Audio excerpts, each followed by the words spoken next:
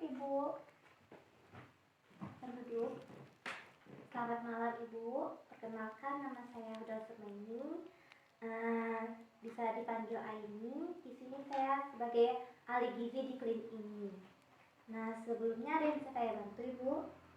Ya, saya mau konsultasi tentang penyakit saya ini. Namanya siapa Ibu? Namanya Ibu Elza. Bu Elsa. Umurnya?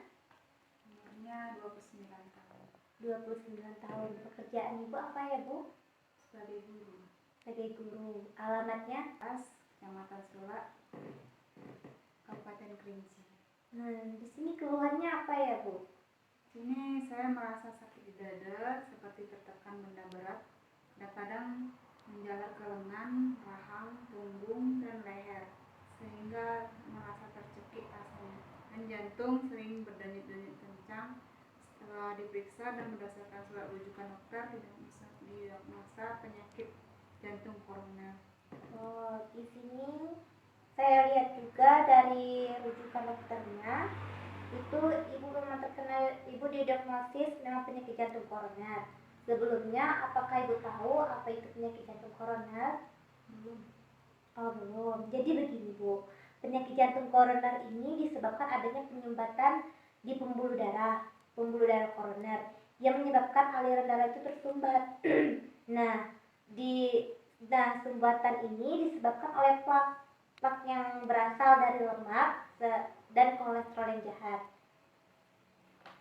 Wah, begitu ya Bu. Iya Bu, jadi di sini kita akan mendiskusikan bagaimana perubahan pola makan dan pola hidup untuk mencegah mengatasi sumbatan di pembuluh darah tersebut. Selanjutnya saya akan mulai pengukuran dan pengkajian dari antropometrinya. Kira-kira berat badan Ibu berapa ya Ibu? 65. 65 kilo. Tingginya? Tingginya 158. 158. Dari hasil hitung yang saya lihat, itu berat badan ideal Ibu seharusnya 52,2 kilo Ibu. Nah, di sini juga dari IMT yang telah saya lihat juga, itu IMT yang Ibu dapat 26,4 kg dan status gizi Ibu yaitu obesitas atau kegemukan tingkat ringan. Dan dari hasil pemeriksaan data biokimianya itu HB Ibu berkisar 10 gram itu termasuk rendah. Kolesterol totalnya 250 itu sudah termasuk tinggi Bu. LDL-nya 130 itu juga tinggi. Dan dari pemeriksaan klinis fisiknya itu tekanan darah Ibu 165/100 mg itu juga tinggi.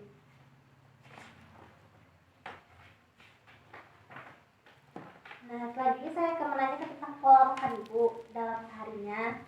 Ibu paginya makan apa ya Bu? Paginya. Baiklah Ibu, selanjutnya saya akan mengkaji tentang pola makan Ibu dalam seharinya. Ibu paginya biasanya makan apa ya Bu? Biasanya makan nasi. Lauknya? Lauknya kadang rendang. Rendang itu berapa potong itu Bu? Bisa 3-4. Oh, 3-4.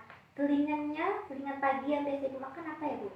Biasa selingannya makan kentang goreng. Kentang goreng. Makan siangnya?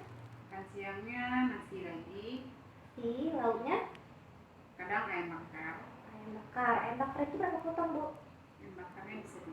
Oh, 2 potong. Selingan sorenya? Selingan sore bisa gorengan. Oh, gorengan. Makan malamnya Ibu? Makan malamnya martabak lagi. Oh, martabak.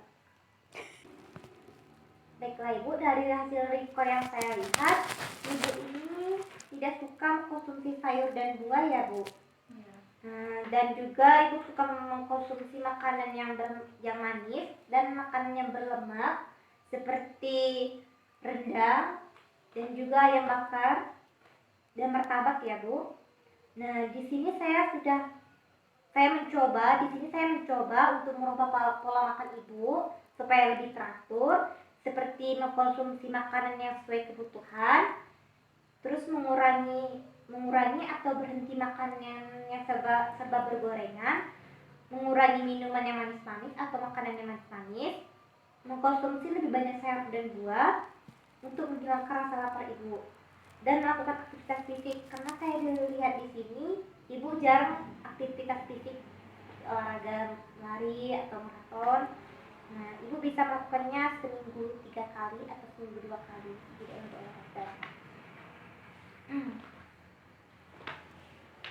Nah, dan tujuan selanjutnya, tujuan diet yang saya akan berikan di sini untuk interpretasinya itu memberikan makanan secukupnya tanpa memperberat kerja jantung ibu. Yang tadi ibu bilang jantungnya berdetak terlalu kencang.